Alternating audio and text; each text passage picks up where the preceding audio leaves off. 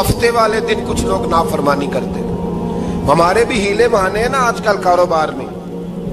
تو اسی سپارے کی آیت نمبر 65 کے اندر اللہ تعالیٰ نے حضرت داؤد کی قوم کا ذکر کیا کہ اللہ نے انہیں حکم دیا تھا کہ ہفتے والے دن مچھلیاں نہیں پکڑنی. تو وہ کہتے تھے چلو ہاتھ لگا کے نہیں پکڑنی, ہاتھ لگا کے. وہ ہمارے لوگ ہیلے بہانے تلاش کر لیتے ہیں نا. وہ بڑے جناب انشورنس والا آ گیا, اب وہ بینک والا آ گیا, وہ فلانے صاحب آ گئے, وہ تروڑ مروڑ کے کہانیاں باتیں, اور پھر ہمیں بھی رستے مل جاتے ہیں بچنے کے. مفتی صاحب نے کہہ دیا تھا, ایک مولانا سے میں نے ان کو کہا ہفتے والے دن مچھلیاں نہیں پکڑنی, کہا نہیں پکڑتے, چھوٹے چھوٹے حوض بنا لیے. تو مچھلیاں زیادہ آتی تھی اس دن, یہ بھی اللہ کی قدرت تھی. نماز کے وقت گاہک زیادہ آتے ہیں, یہ اس کی قدرت ہوتی ہے. تو وہ مچھلیاں حوض میں جمع ہو جاتی ہیں. یوں سمجھ لیں کہ جال انہوں نے لگا لیے ہوئے تھے, تو جال میں وہ پھنستی رہتی تھی, حوضوں میں آتی رہتی تھی. ہفتے کو نہیں پکڑتے تھے, اتوار کو پکڑ لیتے تھے. تو پھر اللہ نے انہیں سزا دی. فرمایا تماشے کرتے ہو اللہ کے حکم کے ساتھ. کیا سزا دی؟ فَقُلْنَا لَهُمْ كُونُوا قِرَادَةً خَاسِئِينَ. فرمایا بندر بن جاؤ دھتکارے ہوئے. جو رزق حرام طریقے سے کماتے تھے رب انہیں بندر بنا دیتا تھا. ابھی بھی میں نے دیکھے ہیں بڑے بڑے تاجر پاگلوں جیسی زندگی گزار رہے ہیں. نفسیاتی طور پہ سکون نہیں ہے, کروڑوں روپیہ پڑا ہے. کیوں؟ اس لیے کہ رب کے بتائے ہوئے طریقے کے مطابق تجارت نہیں کرتے. پھر آگے بنی اسرائیل کا ذکر آ جاتا ہے. اللہ تعالیٰ نے بنی اسرائیل, آج آپ اسی قوم کو یہودی کہتے ہیں, ان کو اللہ نے اس زمانے میں فضیلت عطا کی تھی بہت زیادہ. تو عرب کے اندر جب نبی پاک علیہ السلام نے اعلان نبوت کیا تو کچھ لوگوں نے یہ کہہ دیا کہ اگر یہ یہودی کلمہ پڑھ لیں گے تو ہم بھی پڑھ لیں گے. تو پھر اللہ نے انہیں یاد کرایا کہ تم اصل میں کیا ہو, تمہیں کلمہ پڑھنا چاہیے. تو اہل یہود کا تذکرہ کرتے کرتے رب کریم نے ایک بات یہ بھی ارشاد فرمائی کہ تم لوگوں کو تو کہتے رہے ہو کہ وہ نبی آنے والے ہیں, وہ نبی آنے والے ہیں, اور جب آ گئے ہیں تو ماننے کو تیار نہیں ہو. تو فرمایا تأمرون الناس بالبر وتنسون انفسکم وانتم تتلون الکتاب. لوگوں کو بھلائی کا حکم دیتے ہو اور اپنے آپ کو بھول جاتے ہو. افلا تعقلون, تمہیں عقل نہیں؟ پھر اللہ نے انہیں یہ بھی یاد کرایا کہ یاد کرو وہ زمانہ کہ جب فرعون نے خواب دیکھ لیا تھا کہ کوئی بچہ اس کی سلطنت کو تباہ کرے گا, تو پھر اس نے تمہارے بچوں کو ذبح کرانا شروع کیا اور تمہاری بیٹیوں کو چھوڑتا تھا. فرمایا یہ بھی تو تم نے دیکھا. میں نے تمہیں پھر تم سے کہا جہاد کرو قوم عمالقہ کے خلاف, تو مقام طیہ میں جا کے یہ لوگ کہنے لگے ہم سے جہاد نہیں ہوتا. اللہ نے انہیں ایک میدان میں قید کر دیا. بڑی دلچسپ بات, قید تو لوگ ہوتے ہیں نا چار دیواری میں, تو اللہ نے بنی اسرائیل والوں کو جب انہوں نے کہا ہم جہاد نہیں کریں گے تو اللہ نے میدان میں قید کر دیا. میدان میں, یہ یاد رکھیں, جب انسان اللہ کی نافرمانی کرتا ہے تو اسے ایسی قید ملتی ہے جس کا اس نے تصور بھی نہیں کیا ہوتا. ایک میدان ہے مقام طیہ, قید ہو گئے.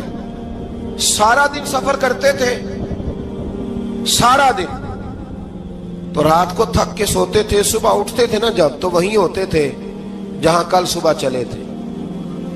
تو رب جب کسی کو قیدی بناتا ہے تو اسے زنجیروں کی, سلاخوں کی ضرورت. دعا فرمائے اللہ تبارک و تعالی غموں سے نجات عطا فرمائے. یہ دعا فرمائے. ایسی قید دیتا ہے کہ جس سے پھر چھٹکارا ہو سکتا. تو بنی اسرائیل کا بہت زیادہ تذکرہ اس بارے میں اللہ تبارک و تعالی نے پھر بیان کیا, اور پھر کہا کہ انہیں جو حکم دیا جاتا تھا یہ اس کی سرتابی کرتے تھے. پھر اللہ نے ان پر ذلت نازل کر دی اور یہ ہمیشہ اس کا شکار رہے.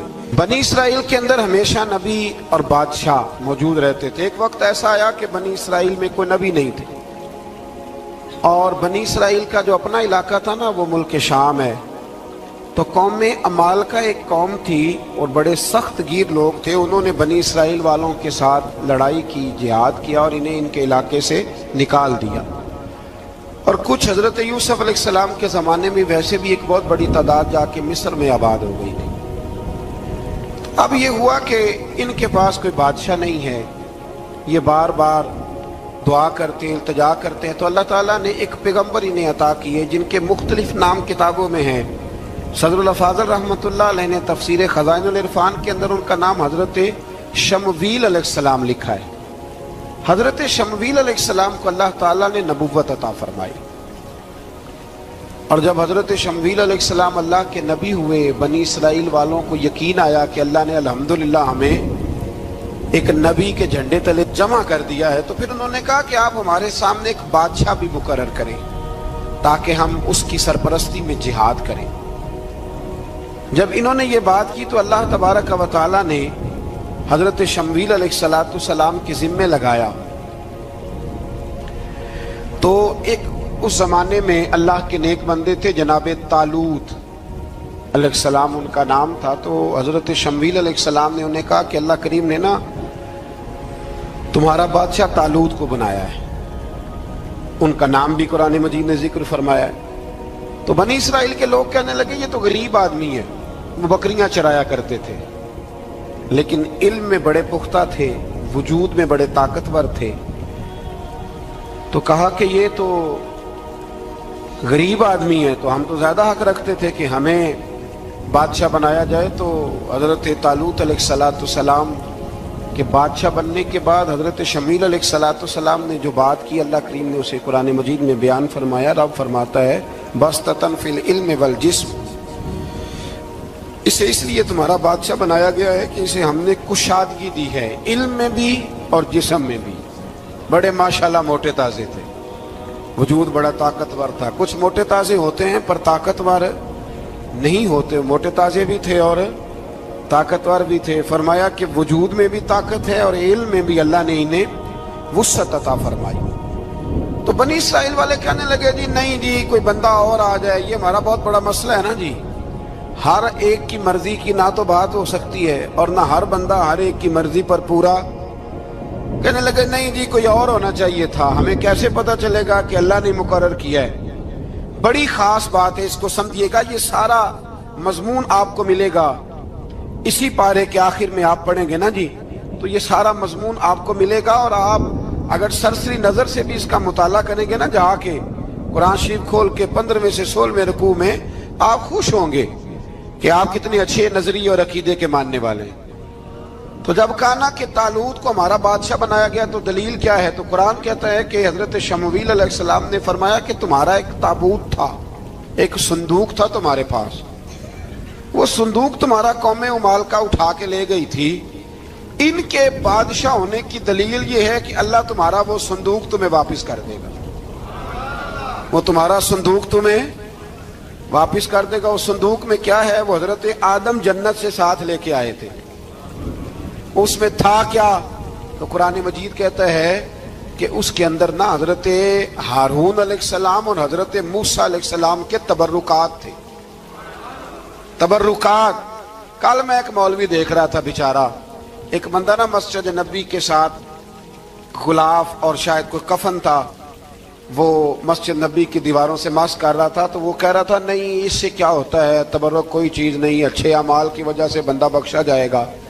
میں نے کہا تو مجھے ملے تو میں تجھے بخاری کھول کے دکھاؤں کہ حضرت عبد الرحمن ابن عوف جنہیں حضور نے قطعی جنتی کہا، حضور کے وجود پر کرتا دیکھ کے کہنے لگے حضور بڑا ہی سونا لگ رہا ہے، تو فرمایا تجھے چاہیے حضور مل جائے تو کیا ہی بات ہے۔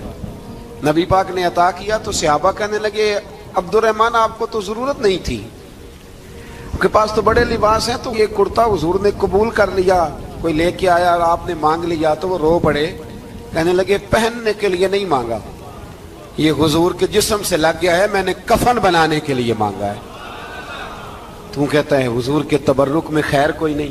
اور آپ یقین کریں ان لوگوں پہ حیرانگی ہے، ہم نے بھی مرنا ہے نا جی، بڑی جلدی قبر میں جانا ہے، وقت کا کچھ پتہ نہیں، لیکن اتنے اندھے ہو کر لوگ چیزوں کو دیکھتے ہیں اور اس تیزی کے ساتھ گمراہی پھیلاتے ہیں۔ مجھے باقاعدہ کسی نے ویڈیو بھیجی اور کہنے لگا جی دیکھیں کتنی اچھی بات کر رہا ہے، لوگوں کو سمجھائیں، تو میں نے کہا نہیں اس کو سمجھانے کی ضرورت ہے۔ اور میں نے اس کو دیکھا ہے، وہ جو لال رومال والا میں نے دیکھا ہے، وہ ڈھونڈ ڈھونڈ کے جاہلوں کو پکڑتا ہے، تلاش کرتا ہے، اور اگر کوئی مل جائے بات بتانے والا تو پھر وہ خود پکڑا جاتا ہے، اور کئی دفعہ پکڑا گیا تو نکل گیا ہے۔ اللہ تعالی ہمیں سمجھنے کی توفیق دے، ہم سیانے ہو جائیں تو یہ دور دور تک نظر نہیں آئیں گے انشاءاللہ۔ تو وہ تابوت آئے گا، بنی اسرائیل والوں سے کہا تابوت میں کیا تھا سن لو، اور یہ قرآن مجید ہے۔ آج میری ماننا یہ 15ویں سے 16واں رکوع ضرور ہی پڑھنا کہ وہ آخر تابوت میں کیا تھا، کھولنا ذرا۔ قرآن مجید کہتا ہے کہ حضرت موسیٰ علیہ السلام اور حضرت ہارون کے تبرک تھے. تو تبرک کیا تھے؟ تمام مفسرین نے لکھا ہے کہ حضرت موسیٰ کا ایک کرتا تھا، ایک ڈنڈا تھا، جوتے تھے، اور جناب ہارون علیہ السلام کا امامہ شریف تھا، اور تورات کی کچھ تختیاں تھی. تو اس کا فائدہ کیا تھا؟ اس تابوت کا فائدہ یہ تھا کہ بنی اسرائیل والے جب اپنے دشمنوں سے لڑتے تھے تابوت سامنے رکھ کے دعا مانگتے تھے، اللہ انہیں کامیابی عطا کر دیتا تھا. تو قوم عمالقہ کو بھی پتہ چل گیا کہ صندوق میں کچھ ہے جس کی وجہ سے یہ کامیاب ہو جاتے. وہ صندوق اٹھا کے لے گئے. اب ان کی کم بختی یہ، کم نصیبی یہ کہ انہوں نے جا کے اسے روڑی پہ پھینک دیا. جب روڑی پہ پھینکا تو ان کے اندر بیماریاں آ گئی، وبائیں پھوٹ پڑی، مرنے لگے، وجود پھولنے لگا. پھر ان کے دلوں میں بات آئی کہ یہ ہم نے اس صندوق کی بے ادبی کی ہے. صندوق میں کیا ہے؟ تبرکات. ہمیں کہتے ہیں جی نالین کا نقشہ کیوں لگایا ہے؟ تمہارے تو بزرگوں کا عقیدہ ہے سر پہ رکھنے کو مل جائے اگر نقش نالے پاک حضور تو پھر کہیں گے کہ ہاں تاجدار ہم بھی ہیں. تو کہا کہ اس کے اندر یہ تبرکات تھے. انہیں بھی سمجھ میں آئی تو انہوں نے نا بیل گاڑی منگائی اور وہ صندوق اٹھا کے اس کے اوپر رکھ دیا. اب کیا ہوا؟ قرآن کہتا ہے کہ فرشتوں نے نا اس صندوق کو وہاں سے اٹھایا. مفسرین نے لکھا اس کا معنی یہ بھی ہو سکتا ہے کہ اس بیل گاڑی کو ڈائریکشن پہ لگایا. ادھر سے حضرت شمویل علیہ السلام نے جناب طالوت کو بادشاہ بنا دیا اور ادھر سے وہ صندوق چل پڑا. کہا بھئی ہم ان کو کیسے بادشاہ مانے؟ تو فرمایا بادشاہ اس طرح مانو گے کہ تمہارا وہ صندوق آ جائے گا. اور قرآن کہتے ہیں اس صندوق میں تمہارے دلوں کا سکون ہے، اس میں تمہارے دلوں کا. اور بھائی ہماری تو کوشش ہوتی ہے بزرگوں سے کوئی چیز مل جائے، اللہ والوں کا کوئی تبرک ہمارے ہاتھ آ جائے. تو وہ صندوق آ گیا، یہ مان گئے. اب جہاد کرنے نکلے تو لڑنا تھا جالوت کی قوم کے ساتھ. وہ بڑا سخت آدمی تھا، 3 من سونا اس نے وجود پہ پہنا ہوتا تھا. اس کی قوم سے لڑنا ہے، ٹوپی بڑی تگڑی پہنی ہوتی تھی لوہے کی. اب کون لڑے؟ ایک نوجوان تھے جن کا نام تھا داؤد علیہ السلام. وہ بھی بکریاں چرایا کرتے تھے. اور جن دنوں حضرت طالوت نکلے نا اپنی قوم کو لے کر جالوت کے خلاف لڑنے تو حضرت داؤد بھی شامل ہو گئے. اللہ جب کسی کو نوازتا ہے نا تو پھر خاص ہی کرم نوازی کرتا ہے. مفسرین نے لکھا جب یہ جا رہے تھے نا، وہاں جا رہے تھے تو رستے میں انہیں 3 پتھر مل گئے. انہوں نے وہ تینوں پتھر اٹھا لیے. اس زمانے میں پتھر پھینکنے کے لیے چھوٹی چھوٹی لوگوں کے پاس چیزیں ہوا کرتی تھی. اس کو کوپھن بھی لوگ کہتے تھے، منجنیق. اس کو سامنے رکھ کے پھر بنائی گئی. تو آپ کے پاس بھی وہ آلہ تھا جس سے دشمن پر پتھر مارے جاتے تھے. تو آپ وہ مشین لے کر، وہ آلہ لے کر وہاں پہنچے ہوئے تھے. 3 پتھر آپ کے پاس تھے. آپ فرماتے ہیں اس دن میں بڑا بیمار تھا، اتنا بیمار تھا کہ میرا رنگ پیلا ہو گیا. اب وہ جالوت کے سامنے کوئی نہیں جاتا تھا. تو جناب طالوت کہنے لگے کہ جو جالوت کو مارے گا نا، یعنی ان کے بادشاہ کو اس قوم کے، تو میں اسے اپنی آدھی سلطنت بھی دے دوں گا اور اپنی بیٹی کا نکاح بھی اس کے ساتھ کر دوں گا. دیکھیں اللہ نوازتا ہے تو کس انداز میں نوازتا ہے. تو حضرت داؤد کہتے ہیں وہ دور کھڑا تھا تو میں نے نا 3 پتھر مارے. بھئی ہمت کرنا تو ہمارے ذمہ ہے کہ نہیں؟ میری ملت کا جوان کہتا ہے میں نے کرنا کرانا کچھ نہیں. یعنی اگر آپ کہیں نا کچھ کرو تو پھر وہ کوئی کام کرنے کی مطلب معاملہ.